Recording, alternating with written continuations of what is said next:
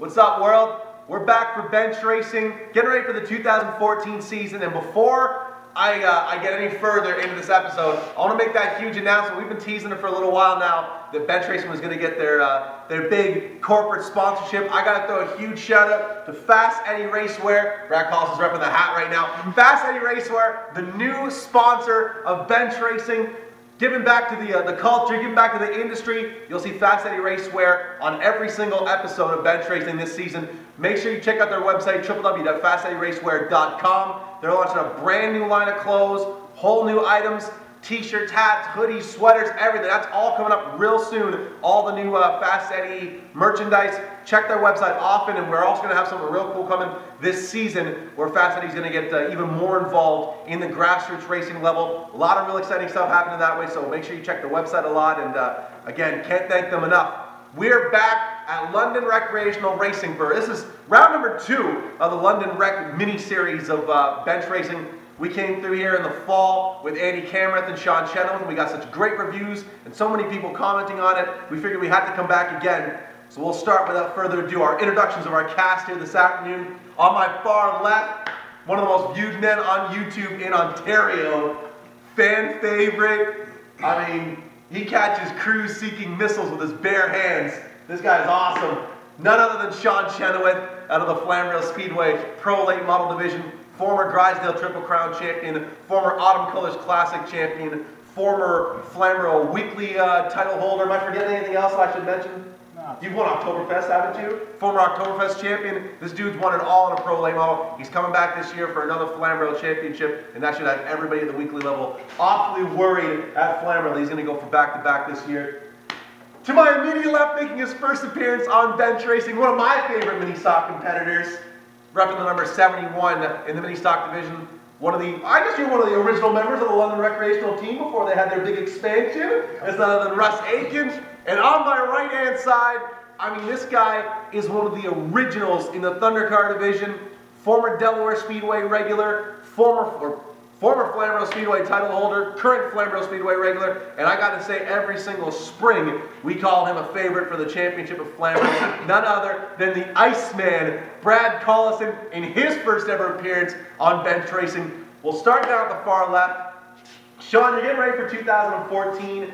You sold the limited late model very early on in the off season. Where's the focus going to be this season? We got a lot of focus on our Thundercar program. We're building a new car for my dad to drive. I'm going to drive it at specials and whatnot here and there. And my pro late again, there's a lot of focus going into that thing, but I'm really aiming for the Thundercar stuff this year. Brad's going to have to look out because we're going to be there.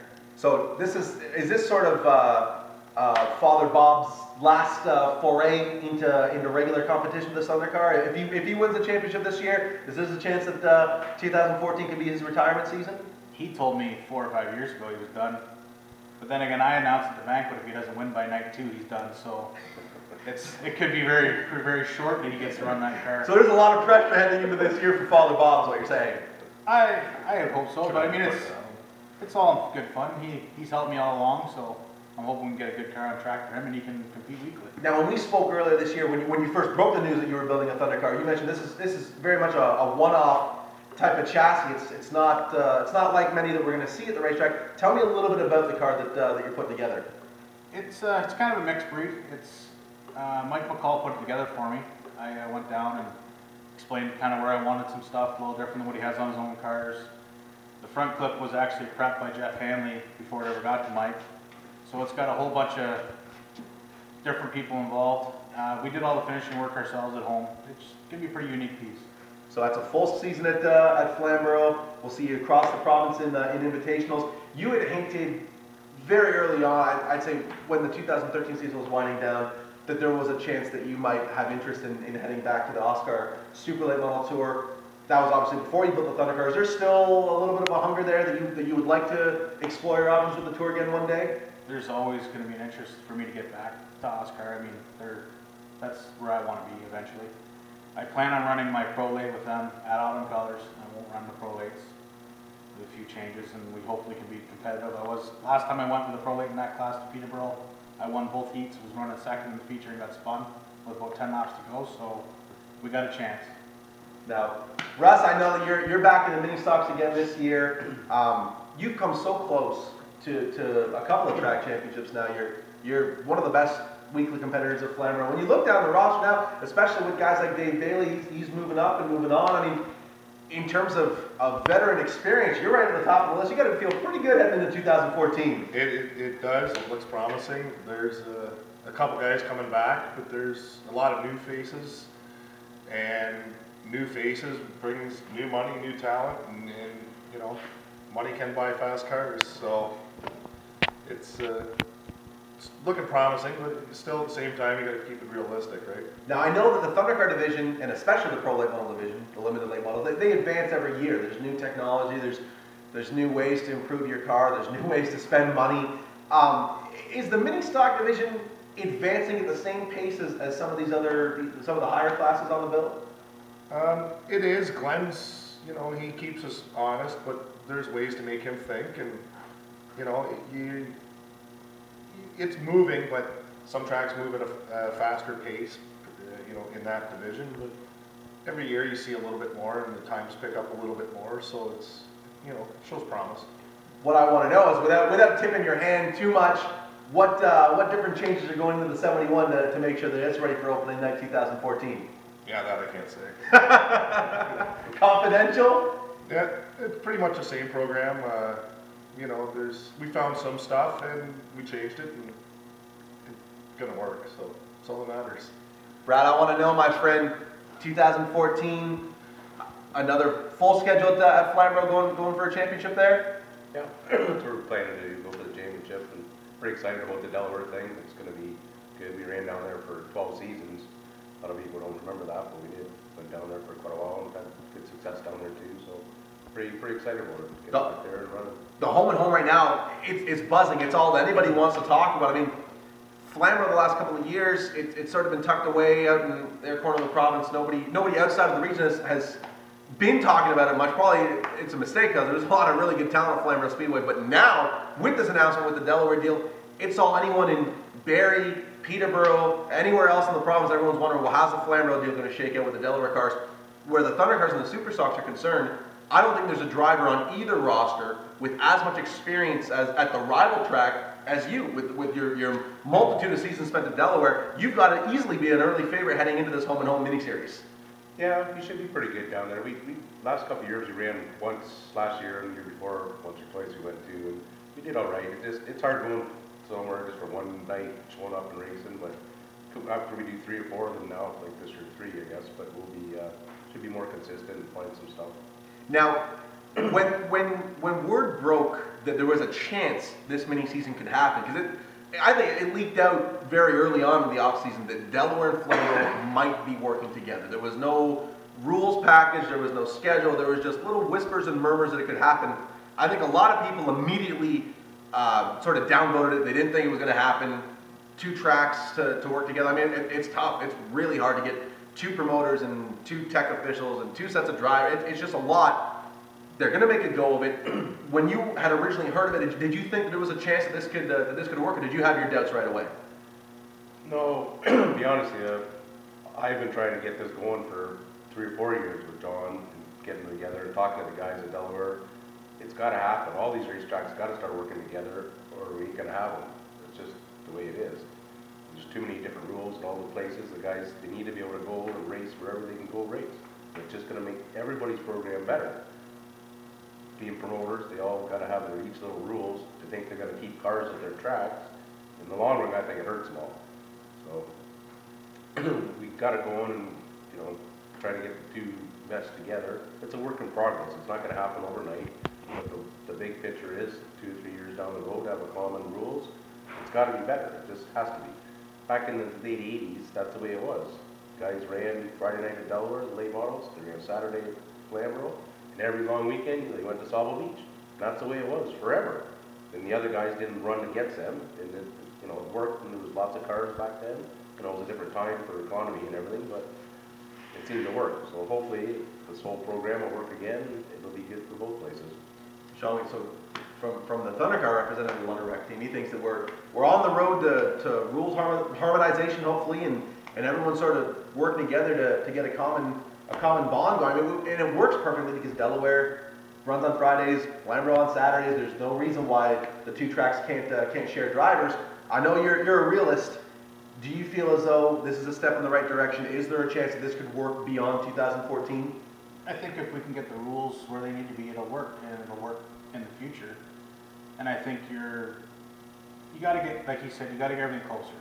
If I wanna go to Sunset with a car, right now, I gotta change half the car to be competitive.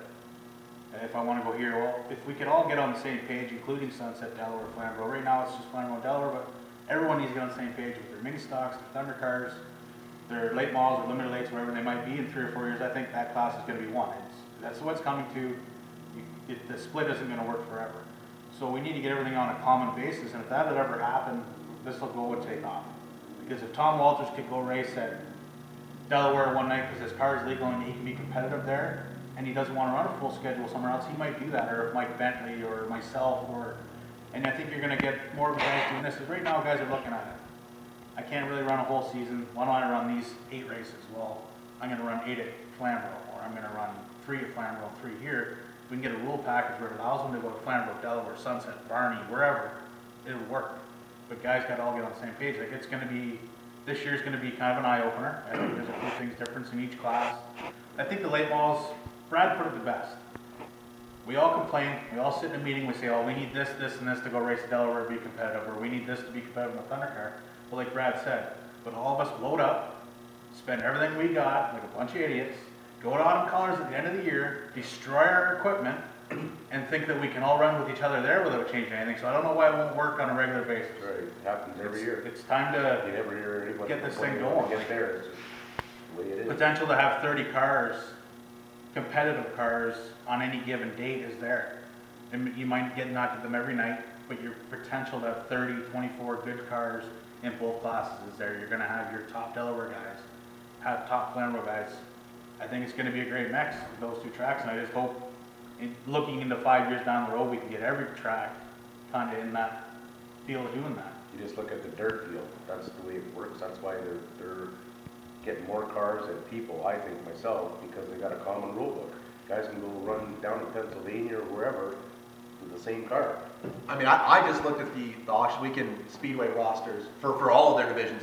The number of rookies they have in every single one of their divisions, I mean, it dwarfs any asphalt track. I mean, there are guys that are getting into the sport because you can have one car and travel wherever you want. I mean, they're Hoosier stocks or Thunder stocks. They got a common set of rules. If you got a sprint car, you can travel to New York or Quebec and really run the same rules package. The modifieds out in Merrittville, Humberstone. So you're absolutely correct. A unified set of rules is going to help everybody survive a lot longer. Now, I understand that there was a little bit of jostling and trying to make the rules work in terms of tires for the Delaware and Flamborough deal to work out. Can you shed a little bit of light on that? Well, for the last, as long as I can remember, Flamborough's won a 10-inch American Racer.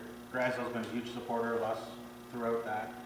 So on our end of it, we want to stay with something we can get from Drysdale's. I mean, we're not going to throw them out to the curb. They're a great supporter. And Delaware, they run an 8-inch Hoosier, just like every other track. And I think those guys, the way I was kind of told, they wanted to change anyways. So it's all worked out that now we're going to go to an 8-inch American Racer. And Delaware's going to have the same 8-inch American Racer, so everyone's got a new tire to play with. No one's got a tire advantage, you might say. I think it keeps Drysdale involved at our end. It also puts Drysdale down on their end now, because they're going to have to buy that tire from Drysdale, or Delaware Speedway's going to buy an allotment and then buy it from Delaware. So it helps our title sponsor in our late model class, keeps him involved. And like I said, it puts us all on a new page. I'm not going to go to Delaware with my 10-inch American Racer and got a notebook, 300 pages wide on how this tire works, why it works. And the same thing goes for when I line up there. If we were to go to an 8-inch Hoosier, me and Jason Shaw and a few others from Flamborough have traveled, so we have raced in that tire, but the rest of Flamborough guys, for the most part, have never been on an 8-inch Hoosier, so they don't know what they were getting into. But now we're all blind. Like, we could have put us on a Motormaster tire, Canadian tire for all I care, as long as everyone's on the same one. Because it's a whole new program, everyone's going to start fresh.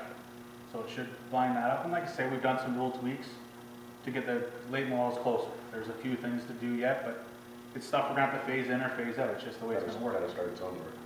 I feel as though it adds an extra level of intrigue to this whole Delaware Flamborough deal, because it's almost like an arms race for these teams. Who's going to be the first to figure this tire out before the first round of the home and home? I mean, you got to do your homework. You got to have your notebook set up. You got to what's going to work and what's not, and what setup is going to take you to the front. I think it's fascinating because I know that guys like yourself, as hard as you work, you're going to be out there turning as many laps of practice as you can to figure it out. I'm sure that guys like Jamie Cox out of Delaware are going to do the exact same thing. If we're going into this event right now without seeing anybody turn any laps on this tire, are there 3 guys from Flamborough that you can name, excluding yourself, you think will probably do pretty well at Delaware right off the hop? I can't say I know 3 guys that are for sure running, but I would say the Shaws would have a pretty good rap on things. If they go, Junior Hanley and Paul House should have a rap on just about anything, but that's if they go. Steve Lakin, he does a lot of traveling, so he should be pretty good. I mean, I think your top 5 to top 8 cars at either track is still going to be your top 5 to top 8 cars. How they're going to line up in that first 16, I don't know. I would hope the 89's at the front. But I couldn't tell you. Like, when we went down to Delaware this previous season for just a regular night, just to play around, we weren't very good. I mean, I was ready to load the car up before we even turned a heat lap race. Yeah. Or a lap and heat, whatever. I can't talk. And then we got it better, but for me to go to Flamborough, I mean, when I go to Flamborough, I'm thinking, you know what, we got a top 3 car no matter what. When I went down there and we got decent for us there was 5th. And that was going to be the ceiling. And we got to, I think, 5th or 6th in the feature, got in trouble, got sent to the back. But that was it. I wasn't going no further. There was no way I was catching Jamie Cox and them guys. But when they come to Flamborough, I think they feel the same way. And I think if we get a little bit, like Brad said, we get to go there 2 or 3 times, it's gonna really open that up. It's going to be good for a lot of people because I think there's a lot of people at Flamborough and Delaware both that don't go anywhere else. Yes. They just race at their home track. You know, sometimes that's fine. You can be the hot dog there and never go anywhere else. But once you start going, you get a little bit more comfortable running with guys. You know, when these invitationals at the end of the year, that's why some guys don't go to them, because they're scared to run with people they don't know. After you get 2 or 3 times running together, it should be good mix and stuff. You know, like in Thunder Cars, there's a lot of them that Flamborough that never raced anywhere else. That's right. I think it's going to be good. Sometimes you need to do that to make your program better, I think. Back when I raced there before, with Jason Hathaway is a prime example. I used to bug him all the time. At Sunset, we running invitationals and Keegan and stuff. He finally came, we went touring around. Now look what he's doing, right? Now you mentioned that you've been looking to make this happen for 3 or 4 seasons now. Is that generally what the rest of the Flamborough guys were looking at? I mean, is this something that's been brewing for a while? You had the support of a few drivers that were looking to jump on board? Well, they're hurting for cars. It's a no-brainer. Like most of the racetracks are hurting for cars. So the biggest thing was the tire obstacle. They're both on different tires. So for a guy to come to the other track, they had to invest a whole bunch of money just to come. To me, that's stupid. You know, if a guy, doesn't have a big program for tires, because they even buy 1 or 2 to come for a big race or whatever, it's got to be better because he's already got some of the other ones, the spares and everything else. It's just got to be better. Now, pardon the ignorance, but what's the tire situation for the Delaware Superstocks and the Flamborough Thunder Cars? Were they already on the same tire? They were on the 7-inch Hoosier. They were going to the 8-inch. We're both on the same tire this year. Okay, so Delaware's migrating to the tire that the Flamborough cars were already on last year? Yes. They were already on an 8-inch wheel with a 7-inch tire like we did. They didn't want to make guys buy both. Okay. So that's what they did. But now we're all on the same tire, so it's an even playing field there. Now, Russ, unfortunately, you don't really have a dog in this fight with the absence of a Delaware Speedway mini stock division. They've got the bone stocks and the chaos cars, and with all due respect to Delaware, I don't really know what those are. I don't think they're traditional mini stock. I know they have their mini stock invitationals. I can say this, that I was at the mini stock open invitational last year with Dave Bailey, Billy Schwartzenberg. It was one of the best races I've ever seen in June of last year. Corey Young was there as well. That track, I feel, lends itself to mini stock racing beautifully. You've got to be a little bit bummed out that there's no way that you can take the 71 up the highway and go race with the rest of the team. Yes, at some angles, yeah. And at the other times, it's like you're starting to focus on 2 different rules and everything else. And like Brad said, trying to get the rules close. mini stock rules across Ontario are so far apart, you know, and it's kind of depressing when you go and you want to race it on colors, say. Right. And Flamboro's rules have slowly started to come around, where they're, you know, getting us headers, lightening up some weights, and stuff like that. But to go up to Peterborough and race with a Capital City Neon, it's not worth the trip, right? Right. So, I mean, Parties. yeah, right. I mean, Piss up. that, you know, I don't mind going for that. But to run down to Delaware on a Friday is, you know, it'd be something different. Yes. I'd give it a whirl for sure if they had it, right?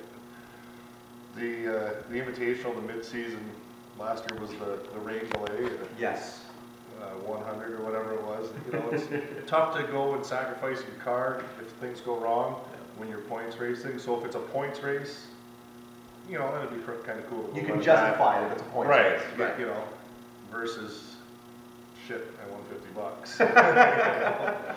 Now, Jonathan Erlin is coming to Delaware and said that they're rededicating themselves to the lowest rung on the grassroots ladder. They want to appeal to the guys, get the guys out of the stands and into cars. So enduros, the V8 stocks, and the chaos cars. Do you feel as though it would benefit Delaware with this new ideology to have a weekly mini stock division to run with their Friday night classes to sort of get them in line with really every other track in the province? It's not going to hurt, right? Like Flamborough started with that the pure stock. You know, I think the first year there was 7 cars, and every year you see the numbers growing, and as people see it, people come, right? Yes. So it's all to them it's still kind of new, and it's a stepping stone. So, you know, for the first maybe year or two, the shows suck because there's 7 or 8 cars, but maybe next year it'll be 15. It's a stepping stone. Right. Now, do you feel that people maybe underestimate the mini stock division in terms of how much work goes into these cars and the competition level that exists at the entry level? I think it's gone from being an entry level to a full-fledged racing program. Like it's not a pure stock division anymore where you're smashing the windows out of your car and enduroing it kind of idea. But there are guys that spend a lot of money and a lot of time, and to be in the top 5 every week, you got to do it. Now, can you ever see yourself moving into a Thunder car or a late model? Is that an avenue that's possible for you, or is mini stock really where you feel comfortable, where you see yourself at for the near future? I could see it. I don't think my wife is a fan of that program, but no, I'm happy with what I'm doing. You know, it's enough commitment, it's enough money, it's enough time, and beyond that, I'm happy. Now, I know you've got a youngster at home. Is there a chance in a couple of seasons time we could see him with a pure stock or a mini stock getting his feet wet?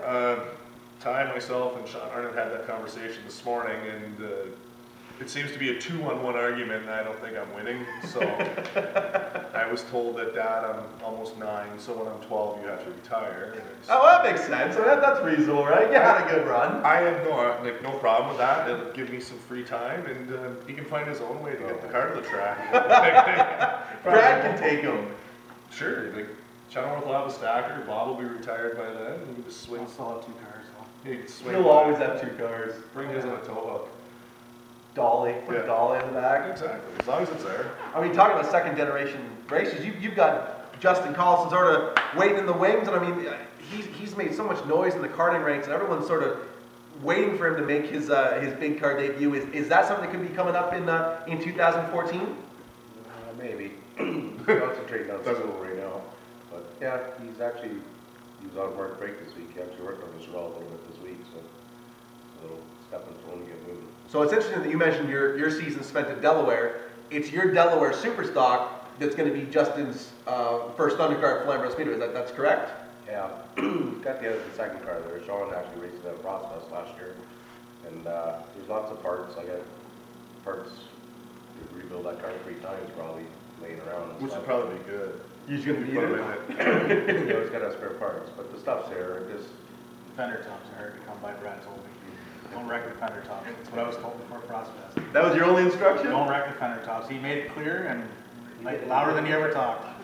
the stuff's there to do it. It just everybody says, well, you put them in a mini stock, but to me, that doesn't make any sense. You know, we got all the parts and stuff for the cars that's sitting right there, and motors, and the program's sort of in place a little bit for them to do there, but this needs a little more incentive to get there. Now, let's talk a little bit about the karting, because I know that if you're a stock car guy, and you've been a stock car guy forever. I mean, how much did you know about the karting world before it was time to get Justin involved? Is that something you just sort of learned as you went and jumped in with both feet, or how did that all come to be? No, I started racing go-karts. Really? In 1981, with the Waterloo Regional Kart Club. It was their first or second year the club started.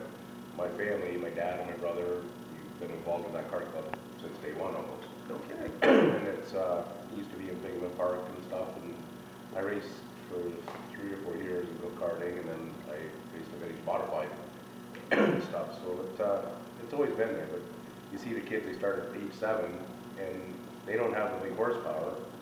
They learn to be smooth. You just look at all the guys and the midgets and all the stuff that move up. They're running up front.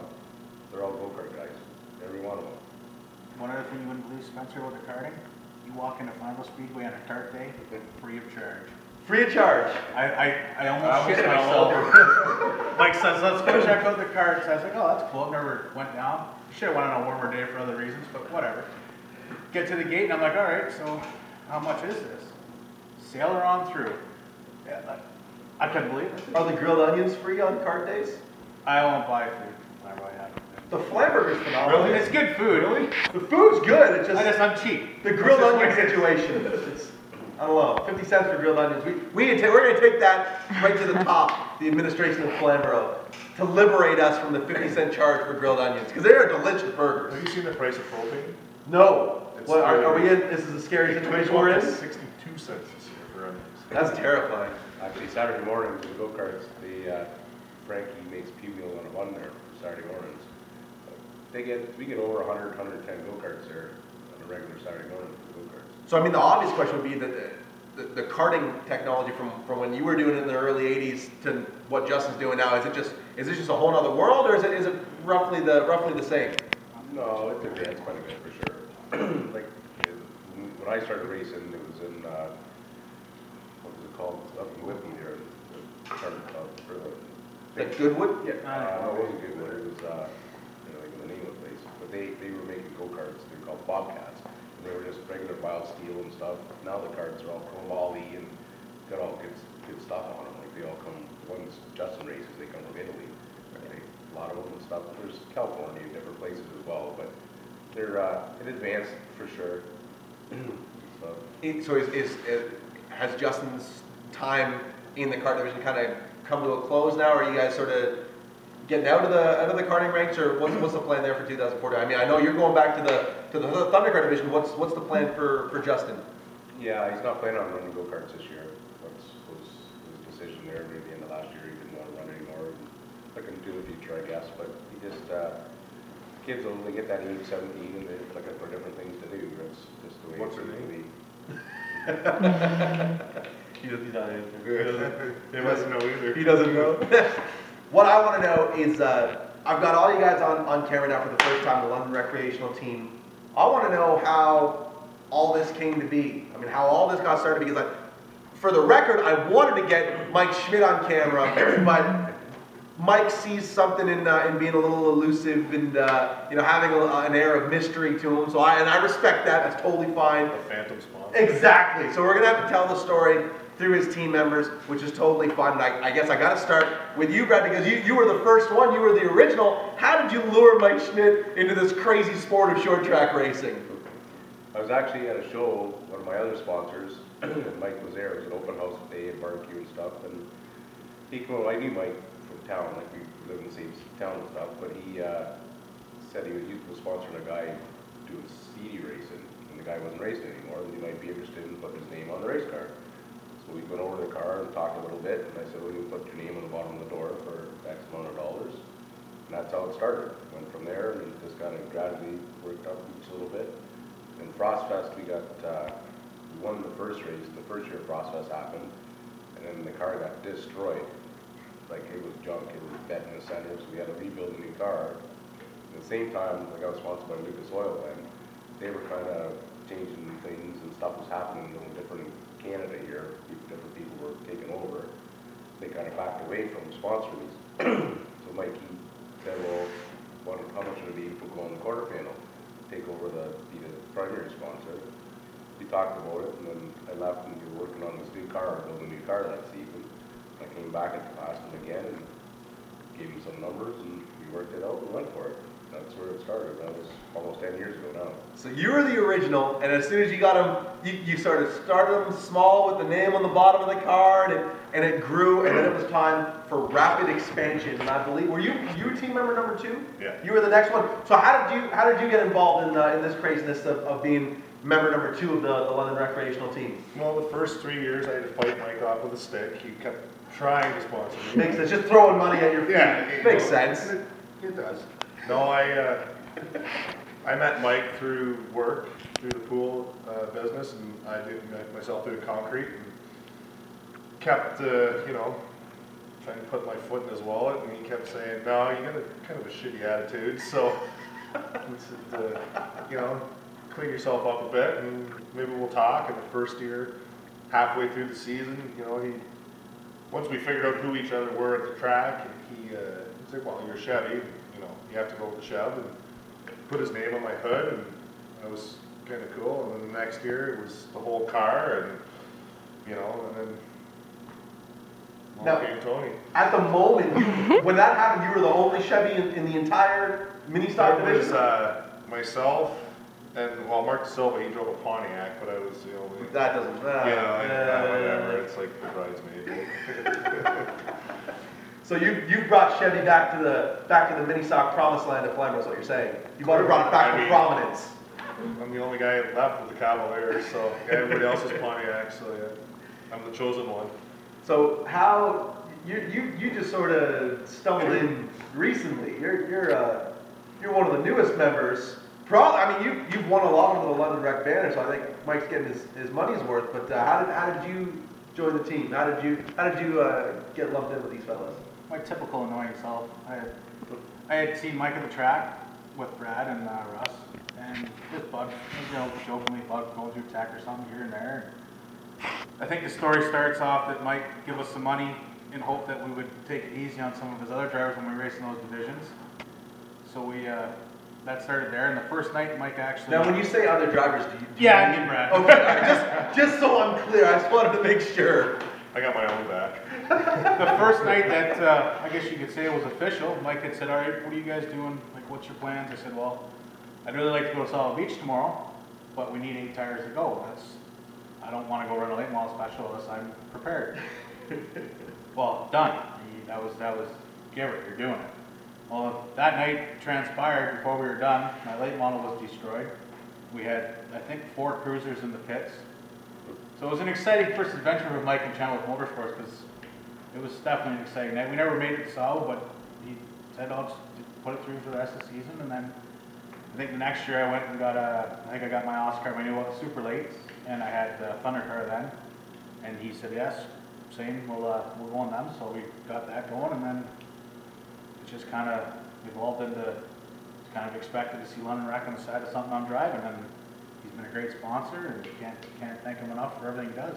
And I think that Mike Schmidt could probably be credited for the soft and cuddly side of Shawn Chenoweth that we've seen the last couple of seasons. You've got the warm and huggable side of you now. It's not quite the fierce competitor that we saw a couple of seasons back. I'd say Mike and Brad and a few others have brought that out.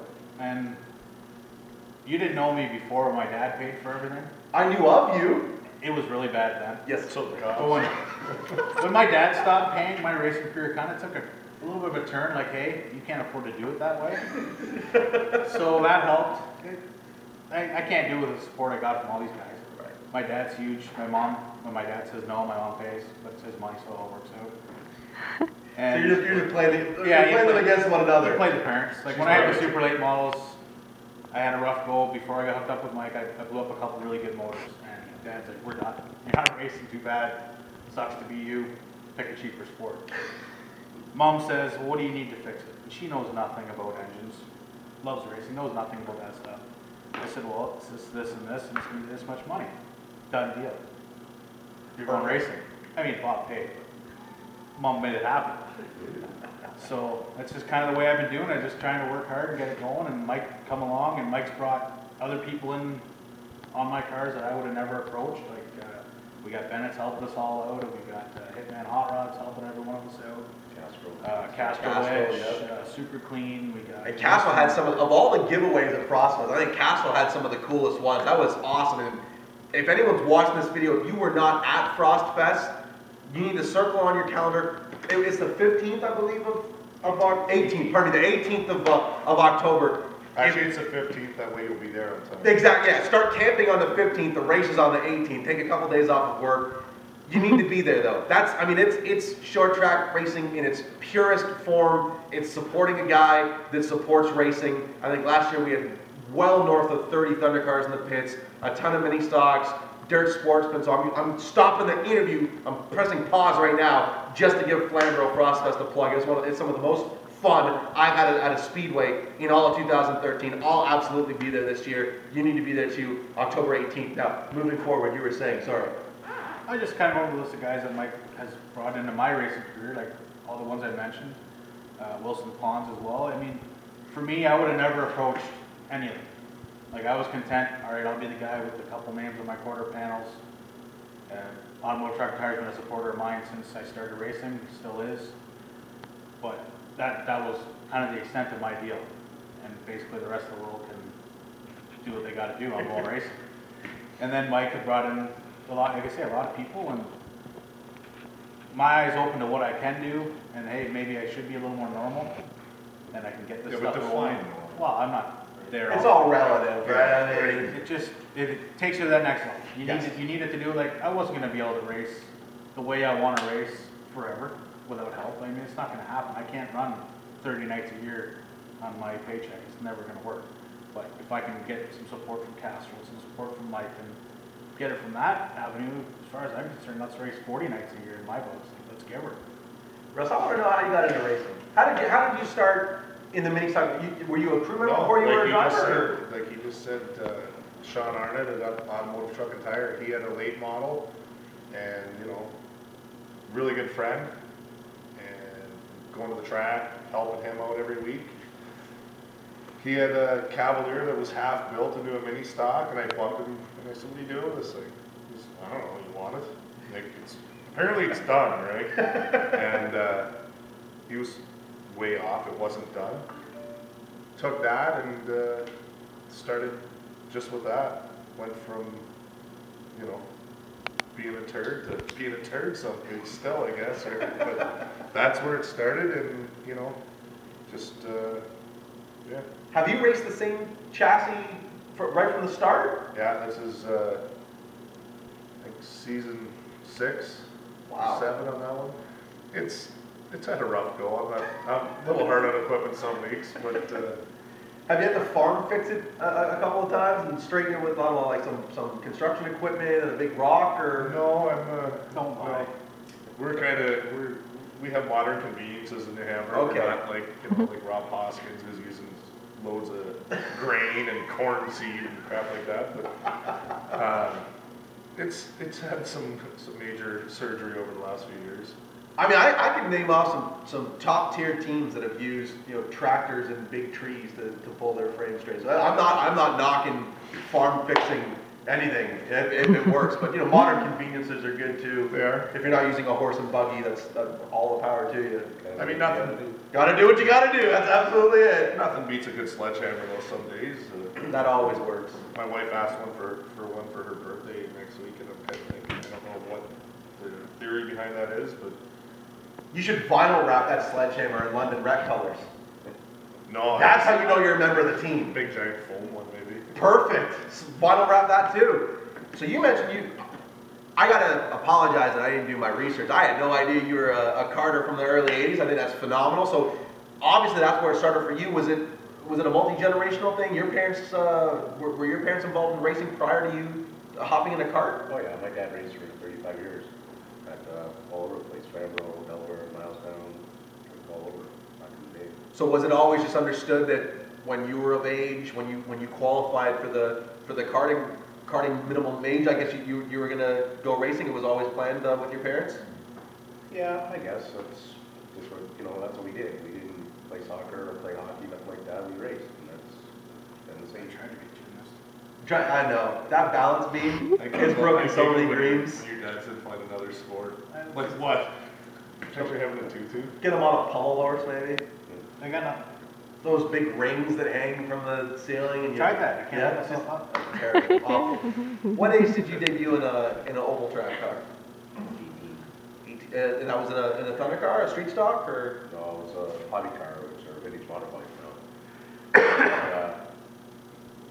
Actually, the car I got, we were talking about this last night, but we went and dug it out of a snowbank. The car was wrecked. The front clip was over about 3 feet. And my dad paid $1,000 for it in our road and stuff in it.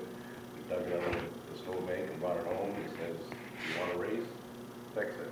That's how, it's kind of the same way of trying to teach Justin. You want to race, you got to know how to fix it and what's this and what wrenches you need and nuts and bolts, and it doesn't come easy, but you got to learn how to do it from the scratch.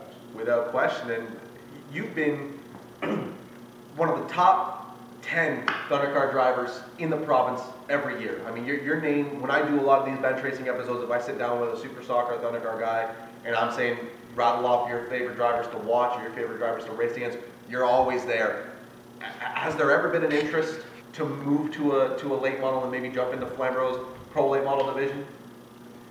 I don't know. We worked on I did have a car, one of Bruce Bennett Sr.'s cars one time, and that was the plan, but it never materialized at the end of it. We kind of went different ways and didn't get the thing done and stuff, but other than that, I haven't really went that way, no. Now, Can I ever help you? You got a deal. you got a good price for him, maybe, on a late model? Deal for you on a pro. With Justin now, I mean, slowly moving his way up the ranks, is there a chance that when he gets to the Thunder car division, will it be a two-car team, or will that be when you start to sort of step back a little bit from active weekly competition? Yeah, depends who you talk to, I guess. No, it'd be nice to run one season. Like when I raced hobbies, my dad raced with me too. He ran for I ran for 2 years, I guess, with the hobby cars. And we ran together, and it was fun. It was a family thing, and that's the way racing is. It's a family sport, I believe, and I think he wants to do that too. It'd be nice to race 1 or 2 years, and then, I don't know, maybe we'll back down a little bit and just run some specials and concentrate on this program, but we'll see when that time comes. Maybe jump back in a hobby car. My dad still has it, actually. There you go. Real professional. Real professional. Who's calling me? Someone from British Columbia. This is why TSN won't hire me full time. How did you get? I mean, obviously, Father Bob was a full-time competitor. How did you get involved in racing? What were the guidelines that Bob set up for you that you had to do before you could jump in a car? He never really said anything. Actually, at that time, we were running built engines. And his engine builder said to me, if you get a car, I'll build you a motor for free. Well, that seemed like a delicious idea. So I went out that week and bought a car off of Dave Habel, that raced at Flambeau. And boom, it was there. Dad's like, what are you doing? And the engine builder's like, oh shit, you bought a car. Like, this wasn't supposed to happen. He called my dad. So that's when it started, and I'm not going to bullshit anybody. The first year that I got to race, I was a disaster. Like, I was not even close to decent. And it was kind of, for me, it was like, oh, I felt kind of pressure because, I mean, I got my dad, he's successful in pro lates or wherever they were at that time. I got an engine builder that's got motors winning everywhere. I got a car that won races, and I suck. I literally can't run, I'd say, my life. That was when you had to, It was easy. there was a B feature, and I wasn't even making the B feature. Like, it wasn't good. And then it was like, Dad's like, well, you got to work on your stuff. You got to do this, you got to do that. So it was just over time, trying to work on it, learn, trying to do whatever. And he helps me, still helps me. Got going. I think the third year, finally, I won that's the second year I won a consi race or something. I was like, holy shit, I'm the man. This is real. Let's do this. I've arrived. Here I am. It kind of just like it clicked, and it went from there. And then, like you say, I just kept working on my stuff, got some better stuff. And now it's the other way. I'm trying to tell my dad, like, we need to be doing this, this, and this, or you're gonna suck. And he's like, oh no, that won't work. And I kind of went over with Brad earlier today that my dad and Brad, the front bumper I put on this Thunder car, it ain't gonna work. I said, no, it's fine. Just don't hit shit. It'll hold the body up fine.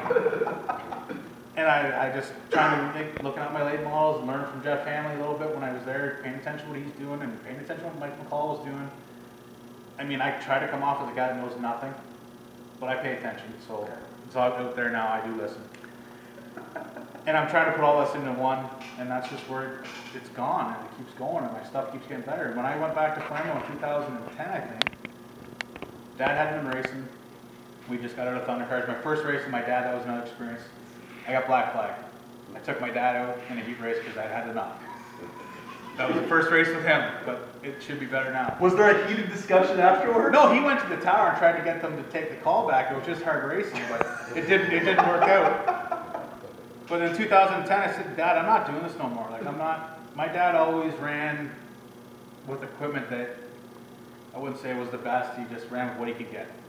And I said, that's it. I'm not racing for fifth. I want to win. I'm sick of this. So I bought a car, and I bought every goddamn thing you could put on it legally, rules-wise. And it worked out in my favor because we won everything in 2010. And now my dad looks at it like, hey, maybe this is okay. And he's coming around like he's still not fully there, but he's coming around. He's, okay, yeah, we'll do that. We'll do this your way, and we'll try it. Now, they're still up in the air with this bumper. But it'll be fun. Now, how old were you when you made your debut in a Thunder car? 14, I think it was a street stock. Street stock, pardon me. Now, that was when Flamingo had a street stock and a Thunder car division. No, they had street stocks, and then the year after, I think they went to two. That's when Dad started racing again. Okay, I got you. So we're getting into the lightning round portion of the video. Brad, from a guy that's been around forever, talking to the fans here that we have at the show, what do you think is the biggest? One of the things that fans don't realize about the sport at this level, if you can pick one to really shed some light on, what would be one thing that you think fans might overlook if you're not at this level of the sport, if you're not surrounded by it? What's one thing that you don't think of until you're in it? How much work there is. Like it's, everybody, a lot of the fans that go there, they think we just unload the car, wash it or whatever, go back the next week and race again. But that ain't the case. Most guys are in the shop 2-3 nights a week, getting prepared for the next week. You think you run maybe 50 laps on the regular night and, practice and stuff, but the amount of preparation, I think all of us are that way. If you don't check all your nuts and bolts and things every week, you get a DNF. You don't finish, you don't do good in the points. It's just, you can cut your DNFs out, you usually have a good season. And it makes it a lot more funner when you go to the racetrack. Stuff isn't, you watch guys come sometimes, and they haven't worked on the car all week. Stuff's falling off, and things breaking and overheating because they haven't done nothing all week to fix their stuff. It just makes it more enjoyable, I find. You run better, be more consistent. Just makes your whole program better.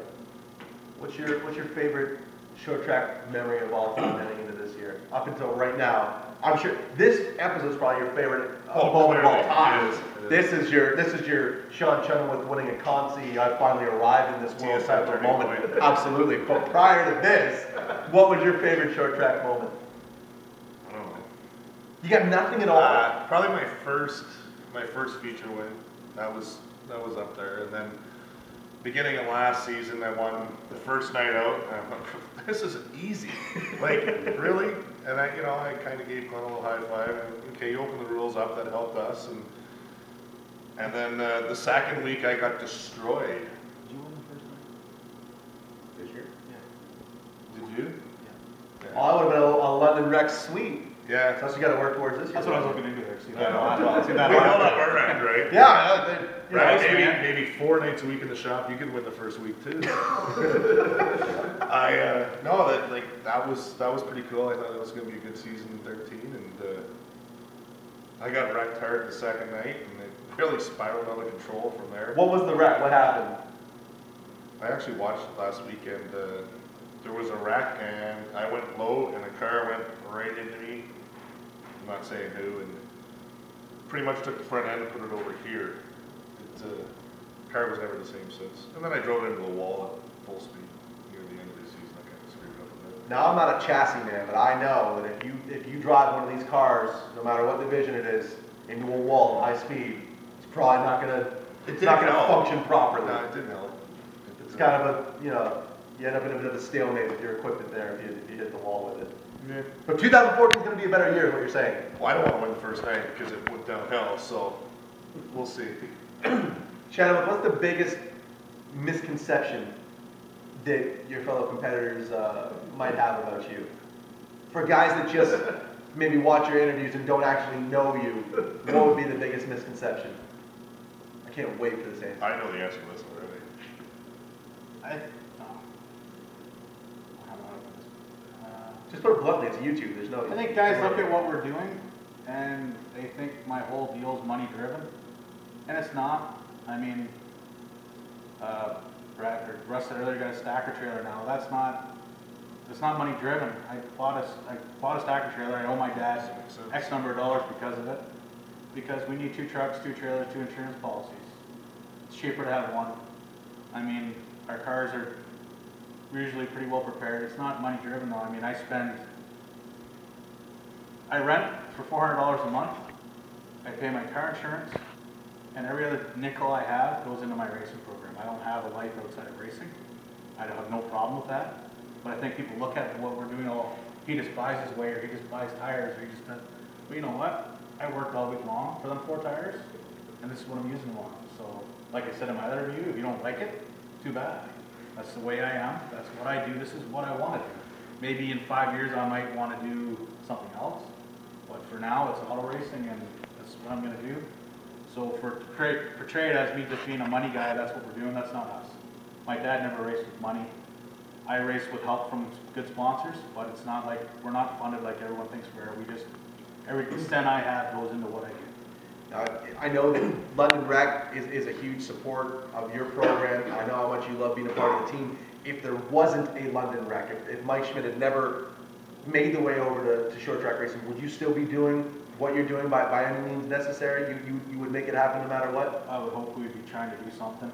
I mean, I can't see any, right now, I got blinders on. I can't see anything else other than auto racing. I mean, you can come to my family Christmas, and there's 20 people there, and they're talking about whatever, and they'll say something to me, and I'll be like, well, we won a couple races this summer. Like, I'll be totally blazed off into nowhere thinking what part I can put on here to make it better. That's what I want to do right now, so I can't see the support from Mike. I would have, there's certain things I can't do without it, but I'm hoping that someone would have come along other than Mike to help me, or I would have been digging down and working with 2 jobs trying to do it.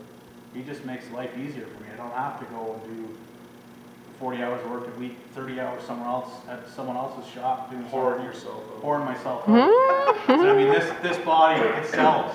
I can imagine. I mean, it's a gymnast figure. You mentioned it. At jail, think of jail. I would be screwed. Like You'd be in a lot of trouble. You'd be in a lot of trouble. Cuddly teddy bear, right? I'd give him a hug for sure. He said on the banquet this year, the fat is back, right? It is. That is, it's you know, it's popular. They're making rides for us now.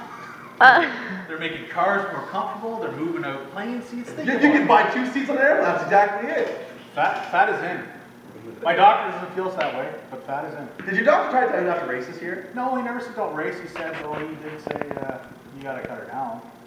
Well, I mean, maybe He we was stressing me out. He had me naked. Maybe we could I go- only do that for money. maybe we could go a summer without having 4 cruisers in the pits. I mean, that might help the blood, you know, the blood pressure. Probably could help. That would, I mean, right? I work for Bob. And if everyone in this room knows who Bob is, that's a reason to have elevated blood pressure right there. The guy is an animal. But other than that, we'll just calm her down a bit. We'll bring it on. My fitness program, I'll let you know midsummer how we're working out. I can't wait. We'll do it on the show. Left side weight still rules though. I want to go to the gym, and not a gym, but like I mean, you know a guy named Jim? Or no, I mean I want to see you like on the balance beam and you know on the trampoline. I want to see. I want to see him on the trampoline, just waiting to the bottom. There's weight restrictions on this sponsor. It's just That's the one of the next episodes of bench racing. I know Chris Lou said it's time we got to wrap this up. With everything you've accomplished, everything you've done, I'm going to give you the last question. Was there ever a moment in your career that made you think, without beyond a shadow of a doubt, you wanted to give up? That you were done with this sport, you're going to sell off, you're going to walk away from it? If there was that moment, what was it, and when did it happen? No, I don't think so. Never really. There was lots of times years ago we were at Delaware. One year I think we flew 4 or 5 motors there wasn't very good parts of the motors and stuff. We were just kind of struggling along to keep going in that, but you find a way to keep going. One time we were at, actually there was at Flamborough, Blue Team Motors. We went up to Barney, racing was up there, blew the motor in practice. The guy beside me, Kenny Gill, a friend of mine and stuff, he owned the car, but didn't own the car. They were taking the motor out that night. So he brought it to my shop at 11 o'clock, changed motors, went and raced. I think we raced that motor for 2 weeks. We finished third the first night. The next night I went out, and I told him, I said, that thing is vibrating like hell. I said, it's going to break. He said, oh, it's 3 years old, just keep going. First heat race, boom, we blew the thing apart. And we were done, finished. And then we were looking, I was at work and going through the triad, paper for parts and stuff around this area. I looked at it, and there was a block and pistons and rods and crank. Guy wanted $150. I phoned Kenny and said, what do you think? Think we should get this thing? There was only about 3 weeks left in the season. Yeah, we'll get it. I'll put the rings through my work. We can fudge the bill for a couple months and pay it. We went and put this motor together, honed it out right in the shop, put the thing in. There was a race on, that's when the C&E was running. They had an invitational for street stocks and other cars. We went down there on the Thursday, we put the motor in the car Tuesday night, we started it, Wednesday night ran it, put it on the trailer Thursday, left, went down there, raced the Thursday night with the thing. I think we had $500 in the motor, you know, just to keep going. But we never really ever decided to quit for sure. There you go, folks. That's what it takes. We gotta wrap this up. I gotta thank Mike Schmidt and London Recreational to allow us to come into this this gorgeous shop and shoot round 2, episode 2 of the London Rec mini-series. We're gonna have more. What other member of the team should I have on next? Mike. You got 28 drivers on the team, so like, we got more than we can. We get updates daily who's on the team, so I can't give you all the names. Rapid expansion. Unfortunately, I should let the aspiring drivers out there know that it seems as though applications are finished for 2014. So we're no longer taking resumes. They're no longer taking any sort of applications or resumes. So 2015 might be a different story, but we can't. When we get to the point where we can't fit the whole team that we have in one shop at the same time, they got to say no. So 2015 maybe. 2014, I think the team is set, but we're going to be back with another episode here. I don't know who we're going to have on, but it'll be worth the view. We appreciate it. And again, I got to shout out Fast Eddie Racewear. Make sure to check them out on the internet. They got the new line coming up, www.fasteddyracewear.com. Follow me on Twitter @ItSpencerLewis. Follow Shawn on Twitter. What's your Twitter handle? I don't even know how I forgot. He forgot what it is, but just search Shawn Chenoweth because he's got a lot of goodness on there. Something like that. We're done for now. Thank you so much, and we'll see you at a racetrack in 2014.